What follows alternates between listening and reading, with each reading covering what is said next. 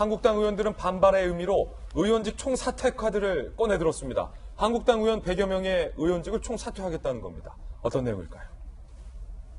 이거거든요. 역대 국회에서 야당이 여당을 압박하기 위한 수단으로 종종 활용이 돼 왔습니다. 민주당이 야당 시절이었던 2009년 미디어법 처리 직후 의원직 총사퇴를 결의했어요. 10년 만에 한국당이 이번에는 의원직 총사퇴 카드를 꺼내든 겁니다. 국회의원 총사퇴가 현실화되려면 국회법에 따라 과반의 의원이 찬성을 하거나, 이것도 과반이에요, 의장의 결재가 있어야 돼요. 그 전까지는 효력이 발생하지 않는 서면 또는 구두로 철회가 가능하다는데, 한국당의 한 중진 의원은 진정성 보이려면 의원들 방 빼고 보좌진도 퇴직시키고 불출마 선언까지 해야 할 것이다. 굉장히 한국당에서는 이 공수처법 가결에 대해서 굉장히 결기 어린 격양된 모습을 보이고 있는데요. 한국당 바깥에서 그런데 이 무기력한 야당을 향한 공세의 목소리도 나왔습니다. 홍준표 전 대표가 이렇게 얘기했습니다.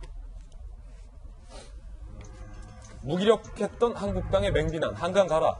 목숨 걸고 막는다고 수차례 공언하더니만 무기력하게 모두 져버리고 이젠 어떻게 할 것이냐.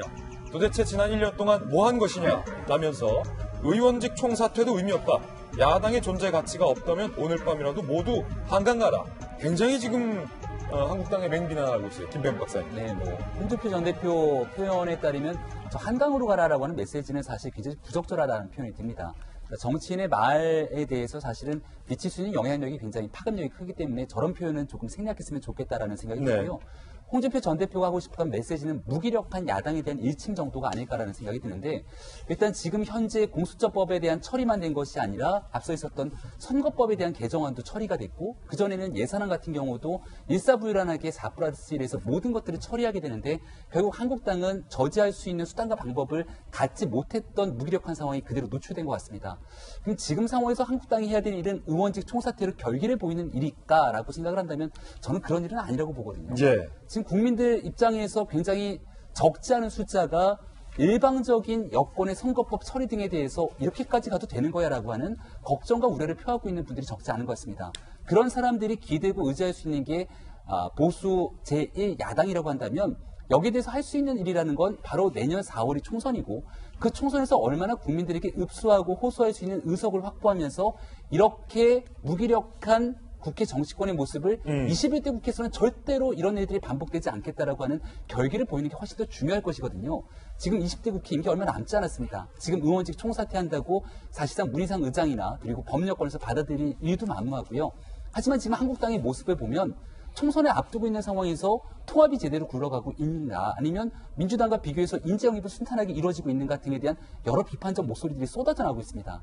지금 자유한국당 보수야당이 해야 되는 단 한 가지 일은 모든 힘을 다 총선으로 응축해서 이렇게 무기력했던 20대 국회와는 전혀 다른 21대 국회의 한국당의 모습으로 거듭나는 일이 아닐까라는 생각이 듭니다. 이제 홍준표 전 대표의 메시지 전해드리고 있는데, 조금 전에 말입니다. 중앙일보가 단독 기사를 지금 보도했는데 조금 전에 떴어요. 정청현 의원님 나오신 김에 좀 여쭤볼게요. 자, 본회의 불과 2시간 직전 민주당의 윤호중 사무총장이 조홍천 의원실에서 나오는 모습이 중앙일보 기자에 의해서 포착이 됐다. 그런데 윤호중 사무총장이 누구냐?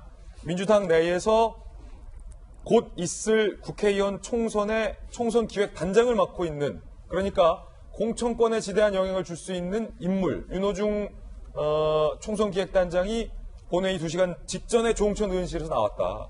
결국은 두 사람과의 어떤 대화 속에서 조홍천 의원이 마음을 바꾼 것이 아니냐 라는 기사거든요.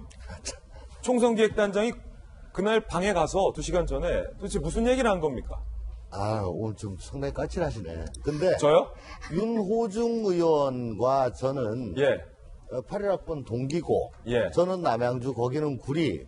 바로 옆 동네예요. 바로 옆 맞습니까? 친구입니다. 왔다 갔다 합니다. 멀지 않습니까 좀? 남양주랑 구리?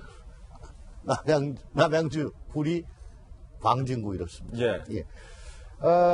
아까도 말씀드렸지만은 4+1 안이 나오고 또 권은희 안이 나오고 했을 때 제가 당대표, 원내대표, 또 사무총장 이런 분들께 여야 합의로 공수처법이 통과된 게 좋지 않겠냐. 그게 안 된다면 또한 그 4+1 안을 당론으로 그걸로 표결로 갖고 가려면 당론 추인 절차를 거쳐야 된다. 라는 얘기를 쭉 해왔죠. 근데 이제 당대표나 원내대표는 뭐 그렇게 가깝지는 않으니까 뭐 내가 찾아뵙거나 혹은 전화로 하거나 하는데 윤호중 의원은 이제 전화 통화를 좀 했어요. 근데 그때 중앙당에서 무슨 총선 홍보업체 뭐 프리젠테이션인가 뭔가가 있었대. 그게 지금 중앙 당사에 있는데 들어가면서 방에 와서 얘기를 하자. 예. 라고 해서 미리 약속을 하고 그거 마치고 방으로 온 거예요. 뭐 찬성표 던져라 이런 얘기 없었다는 거예요? 아니, 제가 계속 얘기를 했거든요. 예. 그 당론으로 되면은 결정되면 그때는 따르는데 그 전까지는 치열하게 얘기를 해야 되는 거 아니냐고 계속 그거는 제 소신이고 계속 표결 얘기 했었고. 없었다. 그럼요. 그러니까 공천 얘기도 없었어요? 공천 아니 얘기를 하다 프리젠테이션 하니까 들어가면서 얘기할게 네. 라고 해서 들어와가지고 얘기를 계속 했었어요. 그럼 뭐 공천이 여기서 왜 나옵니까? 아니, 중앙일보 그렇게 써서 여쭤봤어요. 아니 대단히 모멸감을 느끼는데 지금 예. 기가 막혀 아주 말이 안 나오는데 예. 중앙일보 기사에 대해서 여쭤본 겁니다. 모멸감을 느끼고 있습니다. 전혀 사실 아니다. 뭐 그런 떡밥으로 음. 뭐 소신을 바꾸는 거는 저는 하지 않습니다. 안 예. 그랬으면 박근혜 대통령 때도 그렇게 목숨 걸고 싸우지는 않았을 겁니다. 조홍천 의원의 답변까지 들어봤습니다. 조금 전에 했던 기사였고 많은 국민들이 또 궁금해하실 것 같아서 진행자로서 묻지 않을 수 없는 질문이었는데 잘 답변해 주셔서 감사드립니다. 자꾸 끊어요.